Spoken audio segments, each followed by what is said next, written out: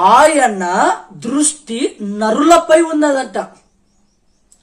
అంటే నీ కుటుంబం పైన, నీ పైన, నీ సంసారం పైన, లేదా నీ పిల్లల పైన ఎవరి దృష్టి ఉండాలంటే దేవుని దృష్టి ఉండాలి. కానీ ఈ రోజులలో చూస్తుంటే దేవుని దృష్టి మన మీద ఉండలేకపోతుంది. మరి ఎవరి దృష్టి ఉంది? మరి ఎవరి దృష్టి మనపై పడుతుంది? మరి వారి దృష్టి ఎలా ఉంది? మరి ఏ విధంగా చూస్తున్నారు?